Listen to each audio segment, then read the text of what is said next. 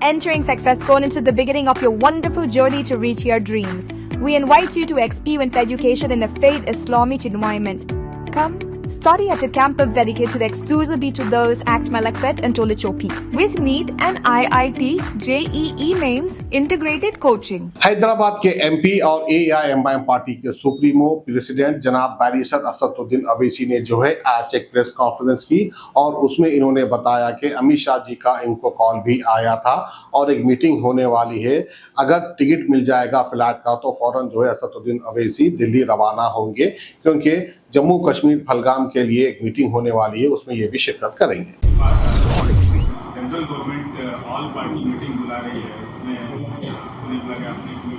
देखिए, पहले तो मैं ये बात फिर से कह रहा हूँ कि जो आतंकवादी दहशतगर्दों ने जो बर्बरियत के मज़ाहरे किए हैं पहलगाम में, और वो नाकाबिले बयान है, वो तकलीफ़देह हैं, दर्दनाक है, और जितना भी उसका हम कंडेम करें कम है, क्योंकि वो लोग तो अपने आप को हैवानात और बदतरीन जानवरों से भी ज़्यादा गिरी हुई हरकत उन्होंने की है। और किसी के मज़हब का नाम पूछकर ये बात उनकी जान लेना, ये सरासर गलत है, जुल्म है। और हम उम्मीद करते हैं कि इंशाअल्लाह ताला अल्लाह सुब्हानहू ताला उनको दुनिया में भी और आखिरत में भी उन दहशतगर्दों को सख्त अजाब से नवाजेगा, और उनके ऊपर जो लोग बैठे हुए हैं वो भी तबाह बर्बाद होंगे। दूसरी बात ये है कि जो ऑल पार्टी मीटिंग का है, कल मैंने ख़ुद जनाब किरण रिजिजू साहब से बात की थी, तो उन्होंने कहा कि हम लोग सोच रहे हैं कि उन पार्टीज़ को बुलाया जाए जिनके 5 MPs हैं या 10 MP हैं, वरना मीटिंग लंबी हो जाती। तो बोला हम छोटे पार्टीज़ को बुला लीजिए, तो वो मजाक करे, अरे तुम्हारी आवाज़ तो बड़ी ऊंची है। तो इसीलिए मैंने आज ट्वीट किया था कि ये मसला बड़ा अहम है, नेशनल इम्पोर्टेंस का है, जो ऑल पार्टी मीटिंग होने जा रही है, कि इसमें सब पार्टीज़ को बुलाया जाए। तो अभी जब मैं आपसे बात कर रहा था तो होम मिनिस्टर ऑफिस से होम मिनिस्टर मेरे से बात किए और बोले कहाँ हैं आप? तो मैं बोला सर हैदराबाद में हो। तो बोले देर होगी मगर आप आइए। तो अभी अगर टिकट मिलेगा, इंशाल्लाह मैं बोला हूँ, जो भी टिकट मिलेगा पहुँचेंगे और उसमें शिरकत करेंगे और अपनी बात को रखेंगे। और जहाँ तक ये जो हमला हुआ है, मैं आप लोगों को याद दिलाना चाहूँगा, 2000 में अटल बिहारी वाजपेयी की सरकार थी, तो वहाँ पर एक यात्रियों को मारा गया था, नुलवाल कैंप बोलते थे, उसी के नीचे 30 लोग मारे गए, यात्री मारे थे जब वाजपेयी वज़ीर आज़म थे। तो उसके बाद एक लेफ्टिनेंट जनरल JH मुखर्जी साहब की कमेटी बनाई गई थी, वो रिपोर्ट अब तक नहीं आई। तो ये ऐसा नहीं है कि इन्होंने इस जगह का पहले इंतखाब किया। दूसरी बात यह कि जिस जगह पर इतने टूरिस्ट हैं वहाँ पर एक पुलिस वाला नहीं है, एक CRPF का कैंप नहीं है, कोई सिक्योरिटी के लोग नहीं है। तीसरा ये है कि जो वहाँ पर जो क्विक रिएक्शन टीम थी, CRPF के 2 यूनिट है, जो उनको ऊपर जाने में 1.25 घंटा लगा, और इन कमीनों हरामजादों ने जो हरकत की वहाँ पर नाम पूछकर गोली मारे, समुदाय पूछकर मारे।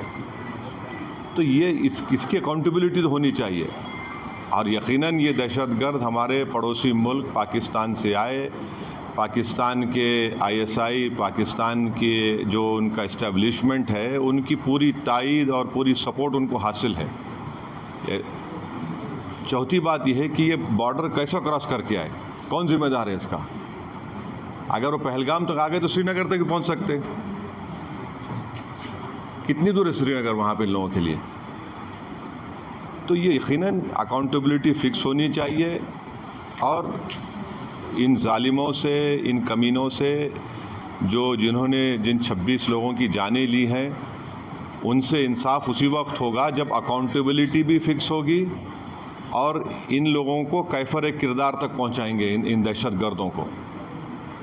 और उम्मीद करते कि हमारी हुकूमत इन लोगों का ताक़ुब करेगी, इन लोगों को जो मरने वाले परिवारों हैं उनसे इंसाफ उसी वक्त होगा जब अकाउंटेबिलिटी फिक्स होगी। और ये दहशतगर्द जो ज़ालिमाना और बिल्कुल ही घटिया किस्म की माने हैवानियत से बदतरीन हरकत उन्होंने की, इसका हम कंडेम करते हैं।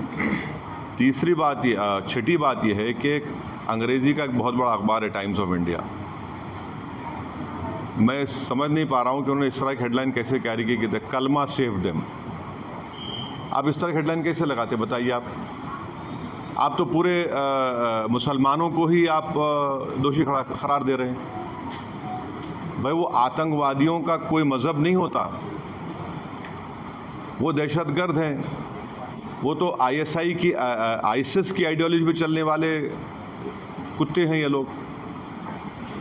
इतना बड़ा अंग्रेज़ी अखबार द कलमा save them, what is this? भाई इतने जो कश्मीर में जितने आतंकवादियों ने सबसे ज़्यादा मारा, वहाँ के कश्मीरी मुसलमानों को मारा, सबसे ज़्यादा मरने वाले वो हैं वहाँ पे, तो उसके बारे में क्या बोलेंगे आप? ये तो एक आइडियोलॉजी है ना, ये तो टेररिज्म की एक आइडियोलॉजी है। तो बड़ी अफसोस की बात है कि इतना बड़ा अंग्रेज़ी का अखबार होकर आप इस तरह की हेडलाइन कैरी करते थे, कलमा सेव देम और द कलमा was the difference. You cannot carry such headlines. You cannot you generalize the whole great religion of Islam. तो नहीं सुन तो लीजिए, अगर आप ऐसा ही इस तरह की अगर आप हेडलाइन लिखेंगे तो आप तो जो कमीने शैतान बैठे हैं पाकिस्तान में उनको तो खुश कर रहे हैं आप, उनको तो खुश कर रहे हैं आप। अफसोस की बात है ये। द कलमा वाज द डिफरेंस, आप देखिए हेडलाइन जो है वो उस तरह की हेडलाइन हो सकती है किसी की। और आखिरी बात यह है कि कल शाम में 6:30 बजे तेलंगाना के चीफ मिनिस्टर एक all party candle light march necklace क्या है वो पीपल्स प्लाजा के पास करने वाले हैं। मैं हैदराबाद की आवाम से, तेलंगाना की आवाम से अपील कर रहा हूं कि आप हज़ारों की तादाद में उसमें कल शिरकत करिए।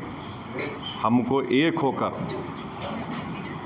इस अपने मज़हब पे चलते हुए उसके बावजूद भी हम इस बात का ख्याल रखें कि ये हमारे देश का मसला है, मुल्क का, वतन अज़ीज़ का मसला है। हम तमाम को वहाँ पर जमा होना है। चीफ मिनिस्टर ख़ुद उसकी लीड करेंगे, हमारी पार्टी भी, हमारे पार्टी के एमएलएज़ भी, जितने हमारे मेंबर्स हैं, बल्कि जितने जो टेररिज्म के ख़िलाफ़ हैं और जो इस मुल्क से मोहब्बत करने वाले हैं, मैं उनसे उम्मीद करता हूँ कि वो हज़ारों नहीं लाखों की तादाद में वहाँ पर जमा हों। और हमारा वहाँ पर जमा होना ना सिर्फ हम खराज अक़ीदत पेश करेंगे उन मरने वाले ख़ानदानों को, बल्कि हम उन लोगों को भी Entering FECFESCON into the beginning of your wonderful journey to reach your dreams. We invite you to experience education in a faith Islamic environment. Come, study at a campus dedicated exclusively to those at Malakpet and Tolichopi. With NEET and IIT, JEE mains, integrated coaching, equipped with smart classrooms to meet the aspirations of today's tech-savvy students, it also boasts of state-of-art fine flats and high-tech computer labs.